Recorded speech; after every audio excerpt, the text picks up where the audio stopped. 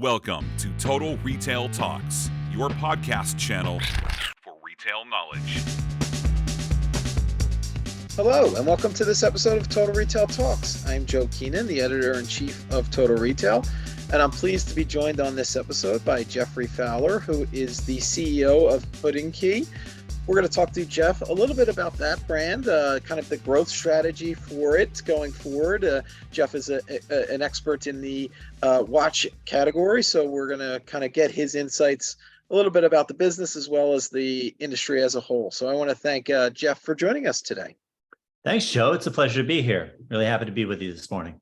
Yeah, I'm looking forward to the conversation. So I know that you're the CEO of Hodinkee. I want to get us started by having you tell our audience a little bit about Hodinkee for those that might not yet be familiar with the company. Sure, yeah. So Hodinkee is a business that is celebrating its 15th year this year. The business was founded in 2008 by a gentleman called Ben Clymer. Ben, at the time, was working in the finance industry as a kind of a junior analyst in the wealth management division of UBS at the time of the last kind of real financial crisis, the mortgage bubble. If you remember when Lehman Brothers and Bear Stearns and all those banks got into trouble. And obviously folks in the finance industry were affected by that, and Ben was not isolated from the challenges. So, considering his options, he was offered a bit of severance from UBS, and rather than going and finding another job in finance, he actually decided to go after what was sort of a lifelong ambition and dream to become a journalist. And thinking about what subjects he might cover, Ben decided to start blogging on a Tumblr site. Back in 2008, he just started a blog on Tumblr about a watch that he'd been given by his grandfather, which was an Omega Speedmaster, kind of in the classic, family tradition of grandfather passing something down to the grandson. His grandfather, who was this larger than life character and really, a big role model to Ben, gave him this watch. And, some years later, Ben decided to start blogging about the watch. And from there, continuing to follow his passion, started writing about other watches, and really from the standpoint of an enthusiast, someone who was curious to learn more about the category. And soon enough, people started to take note of the blog, and Ben was really developing something of a community with his writing. And eventually, that community became sizable enough that it drew the attraction of watch brands. And Ben began to attract advertising dollars from watch brands like Patek Philippe, Audemars Piguet, and others. In the early days, and that was enough to kind of fund the operation and keep it going. Ben decided to really kind of commit himself to the craft and applied for a master's degree in journalism at Columbia Journalism School. He went to Columbia, he graduated 2 years later, and in the meantime, he began to write on a freelance basis for outlets such as the New York Times, the Wall Street Journal, Financial Times, Forbes, a number of different outlets. He was kind of the go-to guy for men's fashion and lifestyle, as well as watches, of course, which was his area of expertise. And by the time he graduated from Columbia, and this is still in the early 2010s, Ben had himself been profiled by the New York Times and referred to as the high priest of horology, with a big spread in the New York Times, a photo talking about his pursuit of knowledge and, again, his enthusiasm in this community that he was building online all around the subject of watches. And at that point, Hodinkee was really still nothing more than a blog for the category. So he continued on that path and eventually, again, continued to attract interest and notice, was offered to sell the company to one of the large media groups in New York. Again, they thought it could make a nice addition to their conglomerate of media titles. And rather than doing that, Ben decided to actually raise a bit of money and continue to fund the growth of the business. He took the advice of a mentor and decided to go out and raise a bit of money, and eventually, got into actually selling watches. And that was a big inflection point for Hodinkee. It had built up this great community of people. And the number one request from those people for Ben was, we would like for you to sell products. We love reading your content. We love coming to your site. It's our daily digest of news about the watch industry. The number one request from the community was to start selling things. So around the 2014, 2015 era, Ben and the team sort of began to sell limited edition watches that were done in collaboration with watch brands in the industry. And the business just kind of jumped to a new scale and continued to grow from there. In 2017, Hodinkee became the first worldwide online-only authorized retailer of watches, launching with 8 brands, as an authorized retailer, meaning it had the agreement of the brands to sell their watches online. And this was a pretty big watershed moment for the watch industry, which has been kind of relatively slow to embrace, e-commerce and sort of new technologies and things, while the rest of the world had already been there for years. So Hodinkee was really the first. And now, 5 years later, we're authorized to retail about 40 of the top watch brands in the world, watch brands like Omega, Tag Heuer, Bulgari, Hermes, Apple, etc. And in 2020, the business raised some more money. 2021, we went out and acquired another business. So you can kind of see over the last 15 years, this very steady organic growth of the business with a bit of funding taken on board to help propel the business to where we are today. And today, we're a $100 million plus business, operating, still the most authoritative and trusted voice in the industry for content, the most engaging and informative content in the industry, but complementing that with the sale of pre-owned watches, new watches, limited edition watches, some watch-related categories, and even, Joe, we're the largest watch insurer. We have a partnership with Chubb where we actually offer to insure people's watch collections, and we have close to $500 million of watches under insurance in less than 2 years. So, really have become this destination for all things watches online, and all of that in a span of just about 15 years. So that's really a great overview, and I think it provides some great context for the audience, Jeff. So I appreciate that, and we're going to get back to that kind of blending of content and commerce and why it's so important to your community. But I want to talk about you specifically for a second and tell us a little bit. So I mentioned you're the CEO, and you joined Hodinkee about a year and a half ago. So tell us a little bit about your personal background and what attracted you to the brand. Yeah, absolutely. Happy to. So, I guess kind of taking a bit of a parallel path to Hodinkee, if I go back in my own history to about that time, I was just having graduated with my MBA from a business school in France called INSEAD, where I studied for a year to get my MBA. Kind of eventually embarked on my career in the luxury goods sector with Louis Vuitton, starting off in London, was part of the Louis Vuitton brand for about 4 years. Moved from London to Virginia here in the United States and eventually up to New York in a corporate role. And from Louis Vuitton, I actually moved within the LVMH group of companies to Tag Heuer, one of the watch brands within the group, which is headquartered in Switzerland.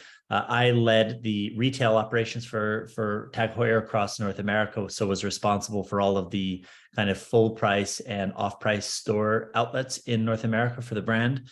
And eventually from Tag Heuer, moved over to Cartier, which obviously, Cartier, the jeweler to the kings and the king of jewelers. It's an incredible brand that carries, of course, jewelry, accessories, other categories, but also watches. So between both Tag Heuer and Cartier, I was really steeped in the watch industry for a few years, regularly traveling to Switzerland to visit the factories, responsible for the sales teams and the kind of retail operations for both brands across North America. And it was actually at that time, Joe, that back in 2012, 13, 14 era, that I was really first aware of Hodinkee. Hodinkee at that point was a 4 or 5 year old content brand, but it was already kind of had this outsized reputation within the industry for being really influential to watch collectors, consumers, and enthusiasts. And I actually had never met Ben, but I was aware of Ben, and you kind of couldn't not be aware of Ben. He had already established a big kind of name for himself in the industry as someone to know and someone whose opinion really mattered in the watch space. From Cartier, I actually pivoted briefly to Tesla, and from Tesla, I eventually landed at Farfetch. And I was at Farfetch for almost 6 years during the time that it was a private business through its IPO and eventually on to 3+ years as a public company traded on the New York Stock Exchange. At Farfetch, I was the president for the Americas region. So I was overseeing all of the businesses across North and South America. And really enjoyed the opportunity to be a part of a brand that was growing exponentially in the kind of digital luxury space as a marketplace. And honestly, loved the opportunity, loved the business, loved the team. Couldn't have been, a bigger fan and more happy at the opportunity. But my wife and I had 3 children in a brief space of time in 3 years. And at the occasion of the third one being born, I took a bit of time off, was contacted by a recruiter about the opportunity with Hodinkee. Finally got a chance to meet Ben Clymer, the founder, and he and I just kind of instantly connected and instantly hit it off. And during the time that I was on my paternity leave, I just kind of immersed myself in learning about Hodinkee and learning about the the way that it had helped really pioneer and trailblaze in the watch industry, so many new initiatives and so many innovations. And I was really impressed with how in a short space of time, they had grown from this relatively small blog, into this really massive, loyal, engaged community. Certain aspects of the brand, they were doing things that I had never seen brands do before in the e-commerce sort of digital space for luxury.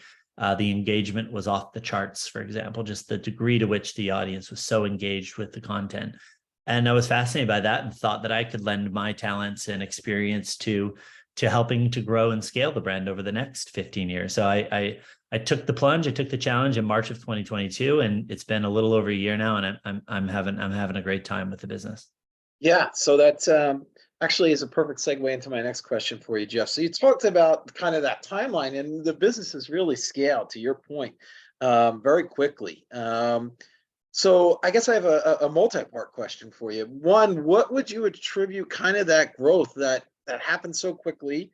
Was there a void in the market, and or talk about why you think it has grown so quickly, and then as you think about continuing to not only maintain that growth but to build upon it, where are the opportunities that you're focused on? So kind of a two-part question for you there, Jeff. Absolutely. Yeah. Thanks, Joe. I would have to start with content as being a primary driver of that explosive growth over the course of the last 15 years. Again, this is an industry that is pretty traditional, somewhat slow to evolve, and again, somewhat set in its ways. So when Ben came upon the scene back in 2008 and 9 and 10, once he was able to get himself, known within the watch industry and invited to trade shows like Basel World in Basel, Switzerland, or eventually a trade show in Geneva called SIHH, which was kind of a trade show started by the Richemont brands like Cartier, Van Cleef and Arpels, et cetera. Ben would arrive with his, Leica camera around his neck and had an intent to take photos of the watches in the booths and publish them, later that day with some content about his thoughts about the watch. And just that alone was really kind of a mini revolution within the industry, Joe. At the time, the watch industry was creating their glossy press packets about the watches and then, working through a network of print magazines, some of which would publish monthly, but most of which published quarterly. So kind of the time between when the watches would release and the news and the information reaching the consumer was pretty slow and pretty much like kind of rooted in the 20th century ways of doing things. And Ben coming and with the intent again to kind of publish almost instantaneously what was a really watershed moment, as crazy as that sounds, in 2008. And again, his writing style was very different. It was very approachable. It was witty and charming and curious. It wasn't stuffy. It didn't sound like it was, coming from the brand's corporate PR team. It was really honest and truthful, and that just resonated with an audience. And again, that audience growth was incredibly organic. One of those statistics that I mentioned that really made my eyes bulge out of my head when I learned about it was that for the first 14 years of its existence, Hodinkee didn't spend a single dollar on marketing. So you think about the growth of most businesses, it's like, what was your marketing budget? What was your marketing strategy? Hodinkee's marketing budget was zero for 14 years. It was really organic.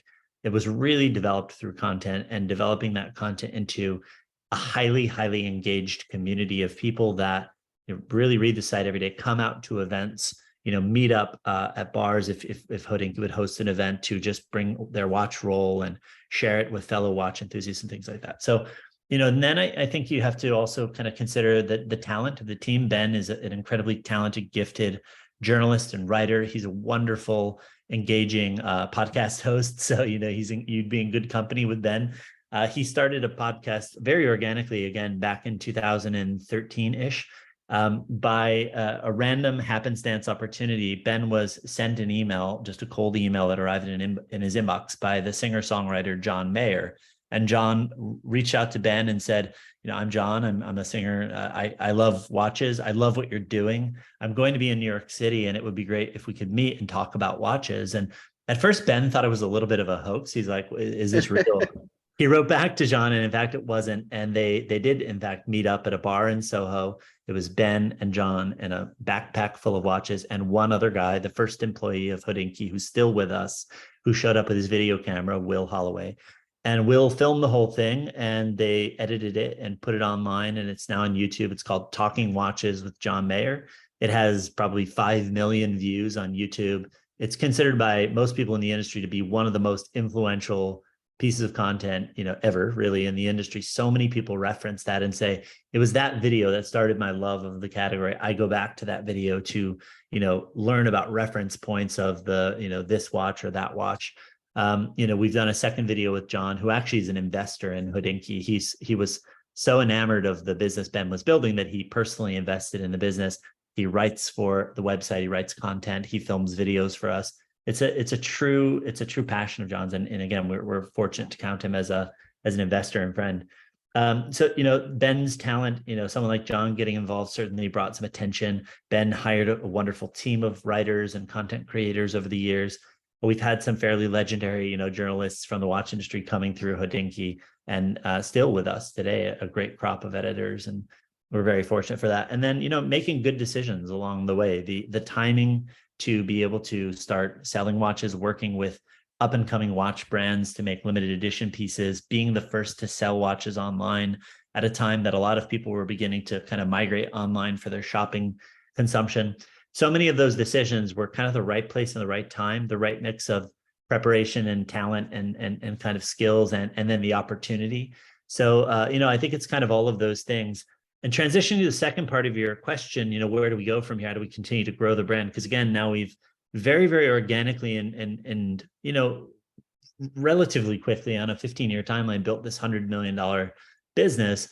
It's really more of the recipe that's got us here. It's really leaning into our authoritative nature as a content creator, really, really trying to maximize the growth and the engagement levels with our community, really thinking about what are the things we can do from a commercial standpoint that are uniquely us, like products that you can only find on Hodinkee, or being the brand that is beloved by the watch industry so that brands want to continue to work with us and grow their relationship with us. It's still very unique, Joe, to have 40 plus brands that we are authorized to retail on the internet. There aren't many brands or businesses that could say that.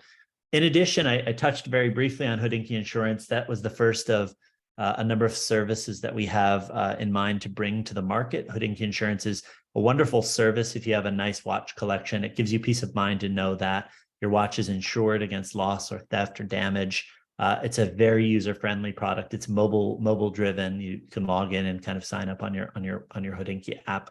And then lastly is, we're working on a number of initiatives that will help to power our growth in the future that we haven't started yet, that would be net new to the business. Things like really looking at how we can power the growth of the brand globally. We have a global following and a global readership. About 50% of our readers are outside the United States, and we sell products outside the United States. About 25% of our product sales are outside the United States.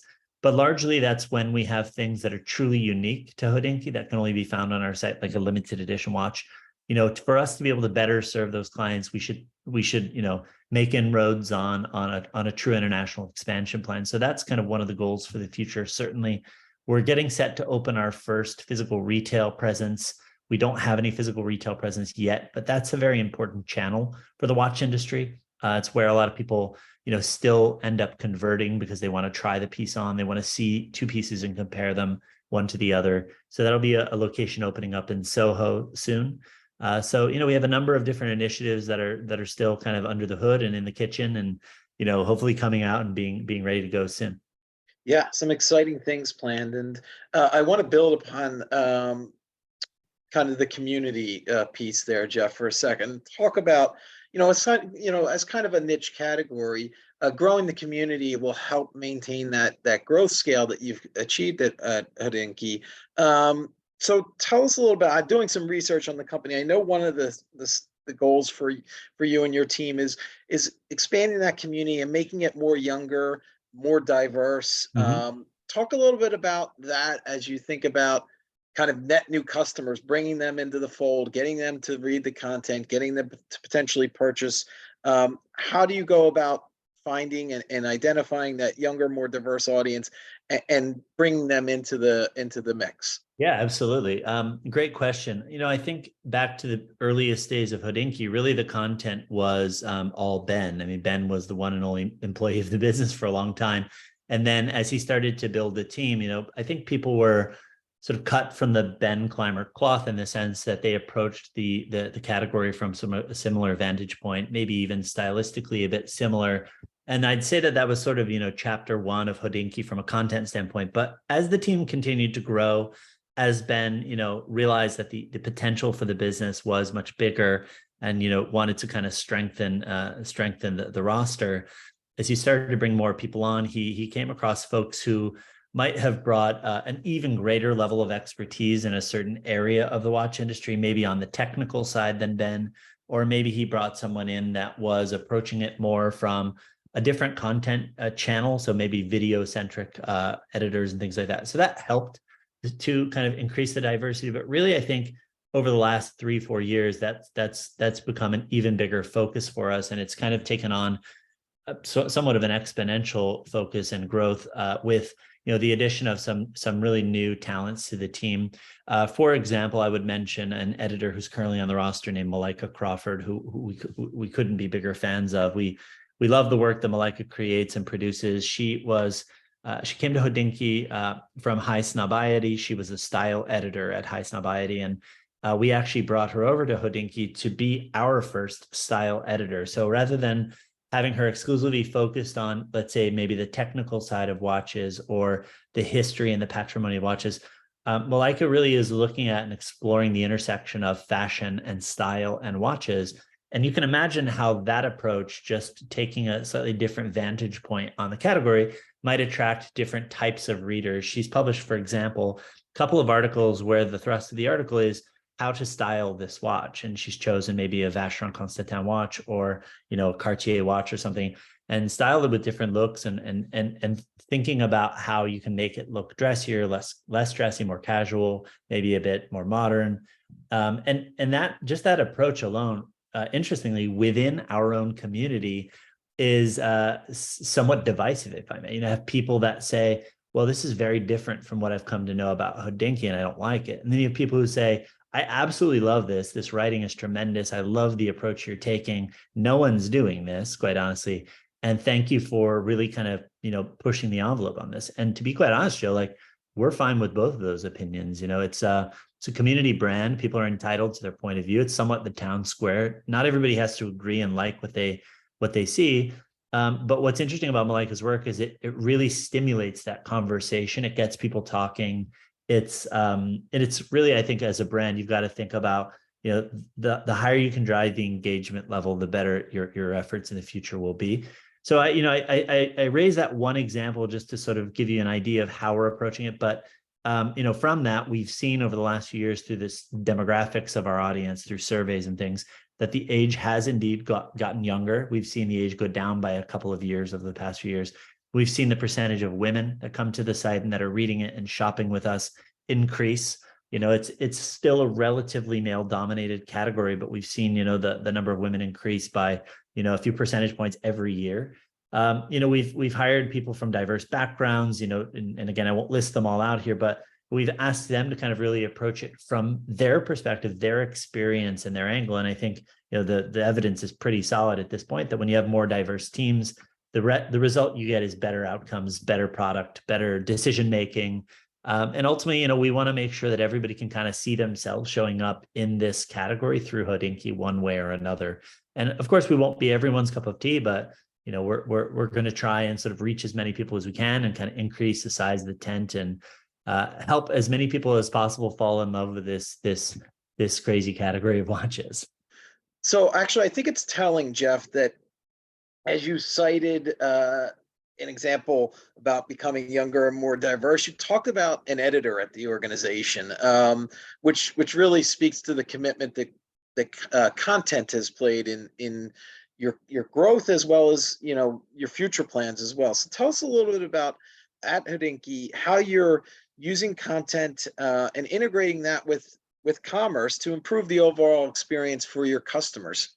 Sure. Yeah. I mean, there was a time, obviously, when Hodinkee was creating content, regularly publishing to the site, and without any sort of opportunity or bridge to commerce. I mean, effectively, we would create the content, cover the article, cover the watch, for example, write an article, do a video, and put it out into the world. And then, honestly, the beneficiaries of that, if you will, beyond the readers, were watch brands and retailers. I mean, there was and remains something called the Hodinkee effect in the watch industry, where if we cover a watch and write about it, or if someone who appears on one of our videos or podcasts, talks about a watch, that watch can actually experience a sales bump, in the following days. We've heard that directly from boutique managers, from watch brands, from watch brand executives.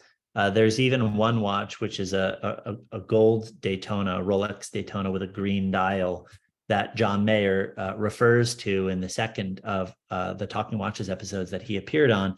And he called it a sleeper. He's like, a lot of people are overlooking this new gold Rolex Daytona with a green dial, but it's such a sleeper. That Rolex Daytona today is referred to in the market as the John Mayer Daytona because of that, and now it sort of sells well above retail price. It's sort of a coveted collector's item simply because of the way that John referred to it in a Hodinkee video. So, I think, since the time that was since the beginning that we were kind of having this effect.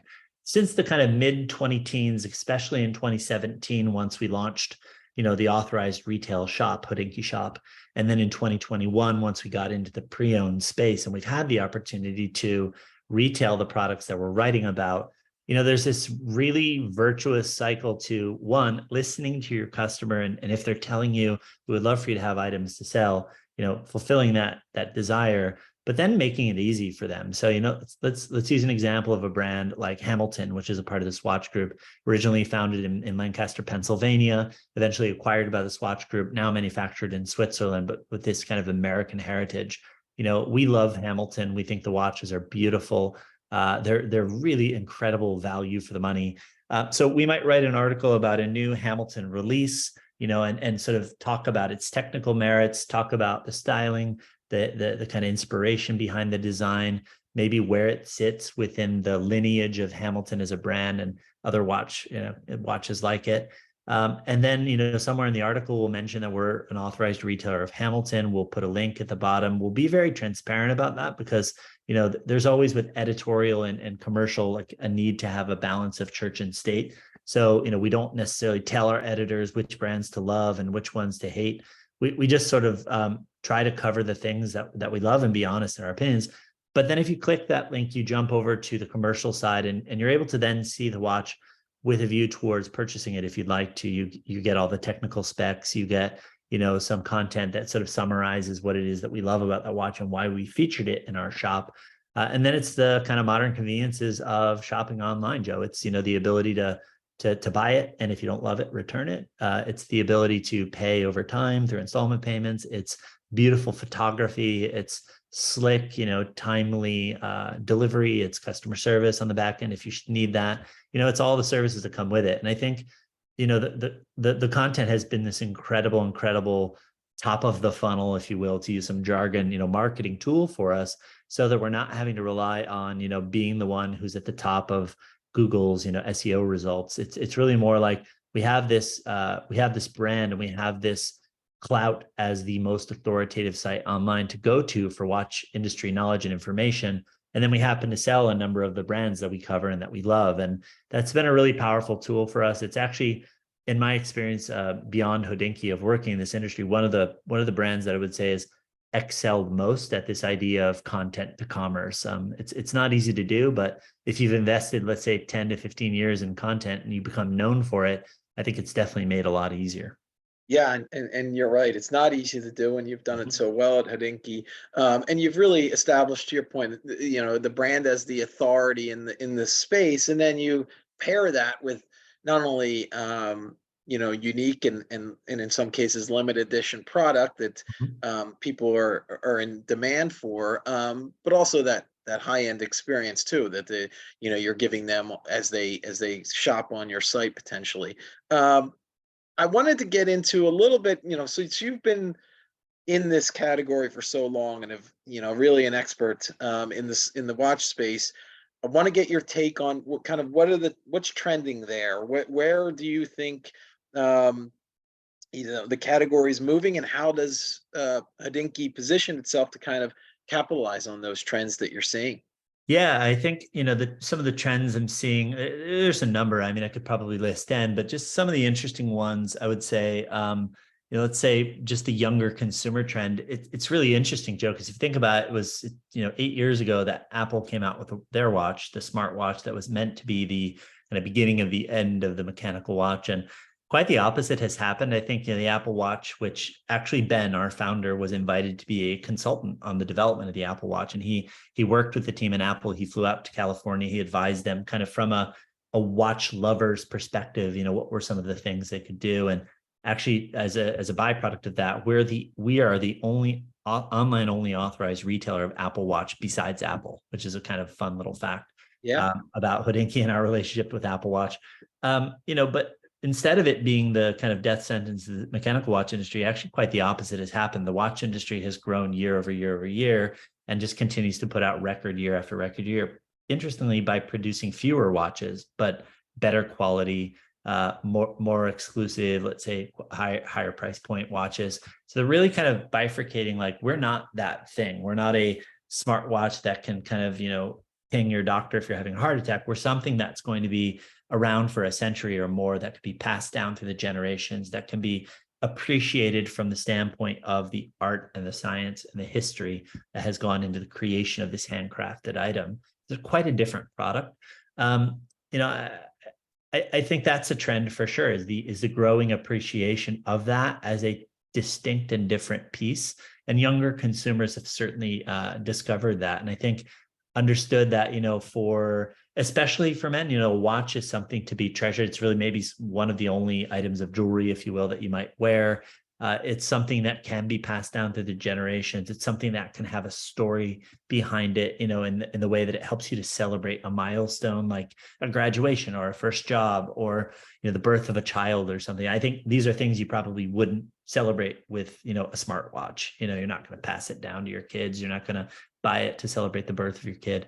So it's definitely, I think, one of the trends is that kind of discovery and embracing by younger consumers. Certainly, like pop culture and celebrity culture has helped that as well, because if you see Jay-Z at the basketball game wearing a Patek Philippe, Tiffany dial, Tiffany stamped, like, that's going to get attention. People are going to notice that, and that sort of helps to also build the hype and the appeal as uniquely kind of celebrity culture can do.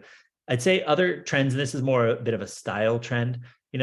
Trends come and go in terms of style trends. For a number of years, it was about having these big diameter watches, big chunky watches. Now, actually, interestingly, the trend is going completely in the opposite direction, with consumers really looking for smaller diameters, more petite watches. And really recently, and this is interesting, and maybe an era where it's really all about diversity, inclusivity, is a real trend is, men wearing women's watches, wearing very petite 34, millimeter diameter watches, maybe explicitly that were made for women, but wearing those watches as a timepiece, but also kind of as a style statement as well. And, someone that comes to mind there, again, blending the worlds of watch style and culture and celebrity, is Bad Bunny, the musician and artist. He often is seen to be wearing like these very petite women's watches. And, obviously that starts a bit of a trend with people who love his style. Yeah, and it's interesting, going back to your first point about kind of the sentimentality too. If the tradition of a nice timepiece, a nice watch that is handed down through families. To your point, that the Apple Watch certainly brought more attention to the category. I think, which kind of rising tide lifts all boats. Probably some Totally. analogy there.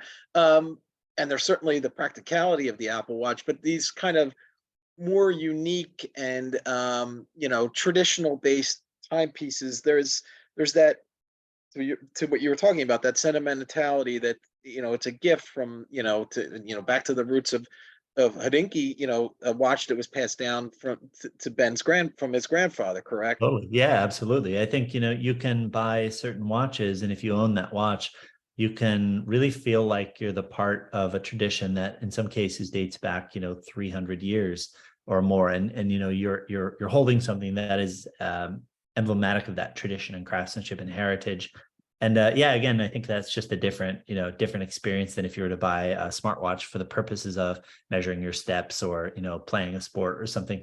It was interesting. Just I'll paraphrase the words of a long time, famous Swiss watch executive who, when the Apple Watch was kind of debuted, he was highly critical of it and said that it was, not something that would be, he just basically sort of looked down upon it. And then, some 7-8 years later, looking back on his own comments, he revised his point of view and said, probably the Swiss watch industry should owe Apple a small royalty of every watch sold, because it really did help a whole new generation of consumers pay attention again to this little bit of real estate on your wrist, that like wearing a watch as a habit, as a daily behavior is a thing, and in a day where we all are connected to our phones and we don't need a watch, like you have the time around you all the time, you don't really need it to tell time. His acknowledgement of its impact on people wearing watches again was kind of interesting. And, once you've started to wear a watch on a daily basis, maybe you start with a smartwatch, you realize actually this is kind of nice. I like the ritual of putting on my watch every day.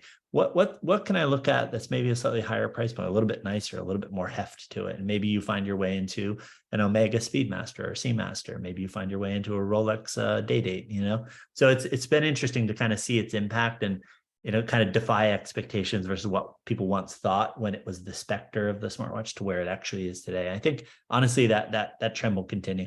Yeah, that's a great one. In the time we have left, I have one last question for you, Jeff. Sure. And I want to talk about leadership a little bit. So as CEO of the organization, one of the primary jobs of any leader is to kind of instill the culture that you want to build. And I think that, it sounds like Ben had really laid a great foundation for that. Talk a little bit about as your vision as the leader at Hodinkee, the culture that you want to build. Absolutely. Yeah. We're still, although the business has grown a lot over the last few years, we're still a relatively small team. So one, I love the fact that I think everyone in our business can really get to know one another, and we really encourage that. I mean, we use OKRs to sort of track our progress and our goals. And one of those is we have everyone signed up for this. We use Slack internally as a communications device. Everyone signed up to this channel where Slack will automatically pair you with someone else in the company at random and prompt you to schedule a coffee together. We actually track that so that we get people to ensure that they're making time out of their day to connect with a colleague who maybe they don't connect with as often, have a coffee, can talk about work, can talk about family or life outside of work. But really, it's a chance to continue to just build relationships. I think, where you have strong relationships, strong, healthy, robust relationships, good results tend to follow. I think teamwork is really key. I think we try to operate with a very high degree of just transparency and openness internally. We have a high degree of trust with our team that they'll exercise good judgment. So an example there was yesterday, we hosted a kind of a executive team, Ask Me Anything, AMA. Hour and a half, we submitted, we asked people to submit their questions in advance. We had questions ranging from, what is the exit strategy of the business, to, questions about our current cash flow position, to questions about, our strategic initiatives in the future. And we stood and answered every single one of those questions and took follow-up questions and things like that. I think other things are you want to aim to hire, A+ talent. I think talented folks really want to work with other talented, committed, ambitious folks. So we're always trying to develop our teams and hire, to a super high bar, hire experts. I think in my role as a CEO, really my role is to kind of hire experts in each of the departments that we need as leaders and really help them be the best version of themselves, and in the process develop myself as a leader and try and focus my time and attention on supporting them and then focusing on the things that uniquely I can do in my role. So I think it's a company that hopefully people want to work for, and people who join us and are with us want to stay with. We're really trying to be, in our own way, emblematic of what a world-class company can be and should be. And very, very much, supportive of our team and their growth as individuals and as professionals. Well, one of the things that I enjoy about this podcast is we get to hear from and learn about all these cool, unique, different types of brands. And Hodinkee certainly fits into that category. I want to take the opportunity to thank its CEO, Jeffery Fowler, for joining us today and telling us all about the business as well as a little bit about the watch category for those that didn't know enough about it yet. So thanks for joining me today, Jeff. Thank you, Joe. Thanks so much to the listeners, and thank you for the time. Really appreciate it, and great to get to know you.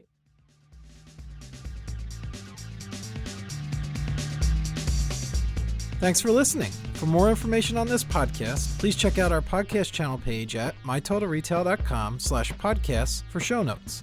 Total Retail Talks is available on Apple Podcasts, Google Podcasts, Stitcher, and Spotify. Make sure to subscribe on our podcast channel page as well. If you've enjoyed this episode, please take a few moments to rate and review this podcast.